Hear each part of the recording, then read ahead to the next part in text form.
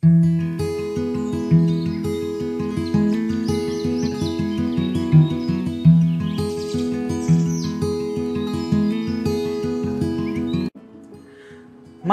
nga kabuntagon, mga kapaglaom. Ang uluhan sa atong devotional karong buntaga, usa ka buhat alang sa tanan. Ug ang atong tekstong sang uluhon, makita kini sa Mateo, Kapitulo 18, versikulo 12, nga nag-ingon, unsa may inyong paghuna-huna kung ang usa ka tawo may usa ka gatos ka mga karnero, ug ang usa niini may salaag. Dili ba niya biyaan ang kasiyaman og siyam diha sa kabungturan ug mulakaw siya sa pagpangita niadtong usa nga nahisalaag? Ang mga sambingay sa nawala nga sinsilyo ug ang nawala nga karnero nagtudlo og bililhong mga pagtulunan. Sila naghisgot bahin sa tawo nga nawala ug sa tawo inga napahibalik.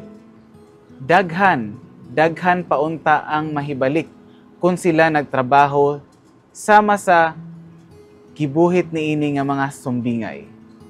Mga sakop sa iglesia, hangyoa ang Dios sa paghatag kaninyo og palas-anon sa pag-abli sa kasulatan ngadto sa uban og sa pagbuhat og misyonero nga buhat alang niadtong nanginahanglan og tabang.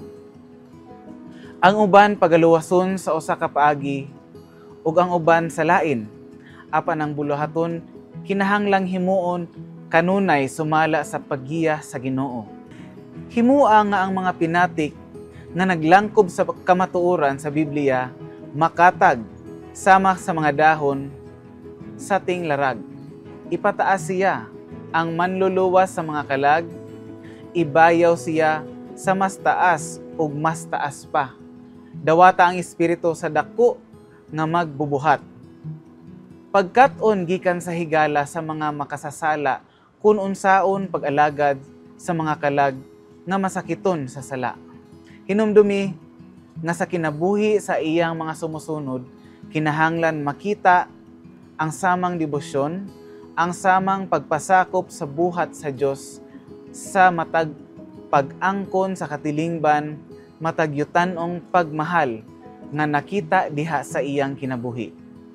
Ang mga hangyo sa Dios kinahanglan himuon kanunay nga labaw sa tanan. Ang pinig-ingnan ni Kristo maoy makapadasig kanato sa paghimo og walay hunong nga paningkamot alang sa kaayuhan sa uban. Naa kay mga silingan, imo bang namensahian sila? Mahimo nga wala ka pa mapandungi sa mga kamot sa ordinasyon, apan mapainobsanon ka nga makadala sa mensahe. Makapamatuod ka, ang tanan kinsa si Kristo namatay, makabaton sa kinabuhi nga walay katapusan kung sila mutuo kanila.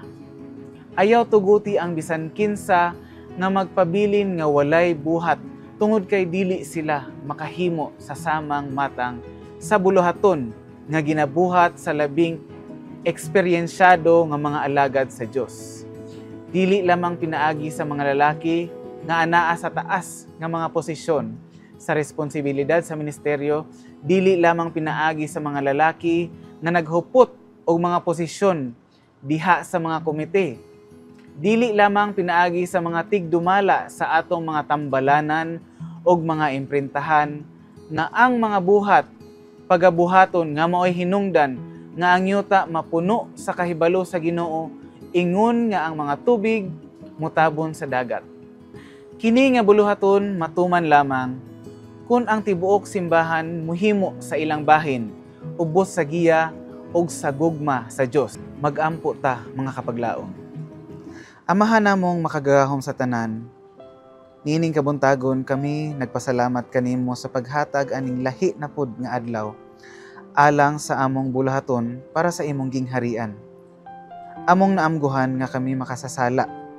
Kami susama sa karnero nga nasalaag apan imo kaming gipangita para mahibalik sa imong tiilan.